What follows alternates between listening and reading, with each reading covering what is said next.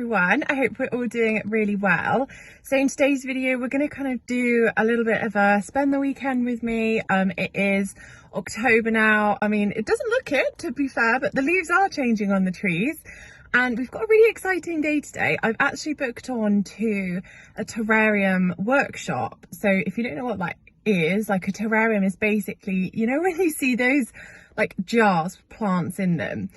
So basically that's what I'm going to be doing. I'm going to be creating my own terrarium, which is going to be really, really exciting. And we obviously get to take it home with us, which will be really nice. I'm really looking forward to it. And then I'm actually at my absolute favourite garden centre, which is called Rutland. I think it's Rutland Nursery. It's beautiful. I think it's like just been redone here, but it's absolutely stunning. So if you are local to the Rutland area, then I definitely recommend you checking it out. It's just such a lovely energy here, so nice and like just wholesome. So I'm gonna have a wander around, I think, and then I feel like I have the day to myself, so I might do some nice kind of autumnal bits and bobs this evening. I might do some baking, may even do some pumpkin carving. So yeah, stay tuned for all of these lovely kind of autumn cozy things that we just get up to in the countryside. But without further ado, let's get on into it.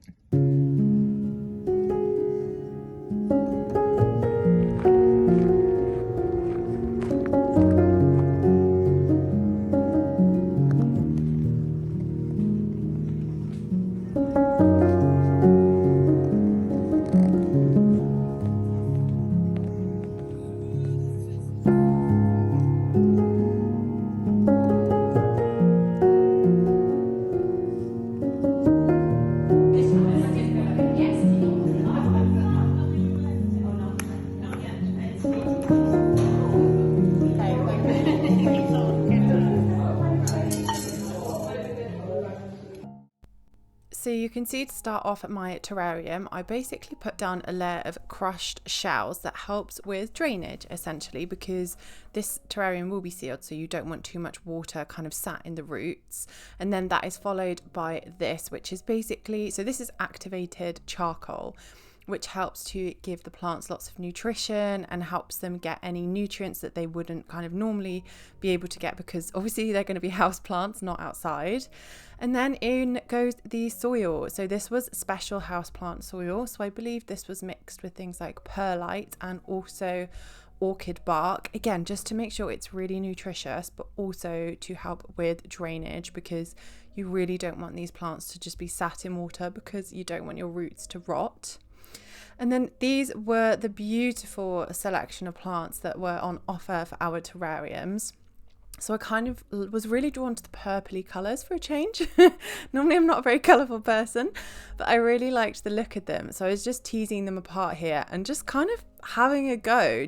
I'm not gonna lie, I was being a major perfectionist and not being very sociable. But when I get into something like this, I am 100% involved. And I just had such a good time just kind of tweaking things. And kind of going from lots of different angles, so that the terrarium didn't just sit nice at the front, it did from all angles. And this is the finished result. I was so pleased with it, really, really chuffed.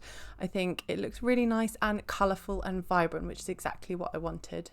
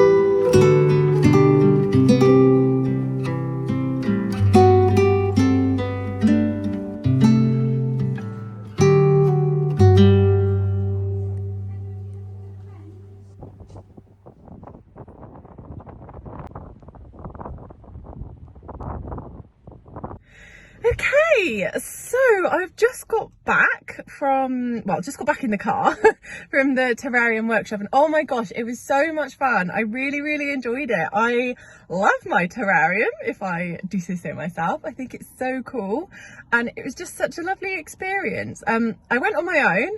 My partner's busy working. I didn't know anybody there, so I was a little bit nervous, I can't lie, knowing that I was going to be going in not knowing anyone.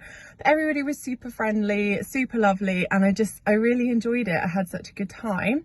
So we're gonna head home now, I think. I may grab some food or make some food or something like that. And then, yeah, we can place the terrarium and see where we think it will be happiest. So I've just got back and just had some quick lunch, but I'm actually upstairs in our bedroom. So I don't often film up here because it's quite a dark room, as you can probably tell, because it's north facing, so it doesn't get a lot of direct sunlight. But that is apparently perfect for a terrarium. So what I'm thinking is putting the terrarium on our chest of drawers. So because we've got the fireplace here, we've obviously got the chimney breast that comes out. And then we've got like alcoves either side, and on one side we've got this beautiful chest of drawers that I actually sanded down and varnished myself. I got it off Facebook Marketplace for like 50 quid or something, and they looked really good, if I do say so myself. Anyway, I have sanded that down, and I'm going to put the terrarium on there because it's close to the window, so it will get the sunlight, but they said not to put it in a south facing window because it's just too hot for it. Like, you don't want to end up killing the plants. So yeah, I'm going to put that there and see what it looks like and show you. So here we are. This is like the kind of corner I have styled it in. This is the little chest of drawers that I was saying, and then this is obviously the chimney breast up there. Don't mind my can of pop on the side there, my kombucha. But yeah, I've put it here, and I actually put an amethyst crystal with it, and I think it brings out the purples of the leaves really nicely. And I like the fact that it's next to that kind of glass-based lamp, so it echoes, like there's kind of like a correspondence there, if that makes sense. So yeah, I'm really pleased with that. I think it's really nice. I don't normally go for like purpley colours, so it's a really nice change and a nice splash of colour in here as well. So one of the things I wanted to do whilst we are in the bedroom, because as you can see, this is where like I keep a lot of my books, and I also keep my Kindle in here because I just love reading in bed before I go to sleep. It's one of my favourite things to do, and I do it every night. So I thought we could go through a few book recommendations I have, because I've been reading a lot recently. And we feel like as we are obviously in October, it's kind of getting into that season where you are more inclined to kind of snuggle down with a good book. So yeah, I thought we could just go through a few recommendations I have. So I'm going to start off with some books on my Kindle. So one I'm actually reading at the moment is called The Square of Sevens. So I think I'm only like 34% through the book apparently. So it's set in the 1700s, and it's basically from the point of view of a girl whose father is like a cunning man. So he does a lot of like fortune telling, and he works with herbs and all that kind of thing. And she doesn't know her mother. So her mother died at birth. And it's all about how, I don't want to give too much away, but it's all about basically her journey through life and finding out a lot about her past and her history and like her family and where she comes from. There's a lot of like twists and turns so far, and obviously I'm not even finished yet, so I don't know the ending, but I would definitely recommend this so far. It's been really good. Ooh, so the next one I would recommend, this was such a good book. It was so good. It was called, I think it's Fine Shade. I'll pop the book covers up so you can actually see what I'm talking about. And that is by Kate Griffin. And oh my goodness, it's very apt for this time of year. It's very spooky. It's kind of like a horror, witchy book. So again, it's set in like the 1800s. And again, the protagonist is kind of a young woman, and it's about her journey through life and her basically trying to socially climb. She's born into really unfortunate circumstances. Her grandmother, who is her main guardian, passes away, and then she's kind of like left to fend for herself. And it's about how she kind of tries to climb society by doing some rather unscrupulous things, shall we say. I don't want to give too much away, but the way it is written is just beautiful. The description is incredible. The protagonist, the way that she is portrayed, like you don't like her, like she's not a very nice person, but you just want to keep on reading. You want to know what she's going to do next because she's quite unpredictable.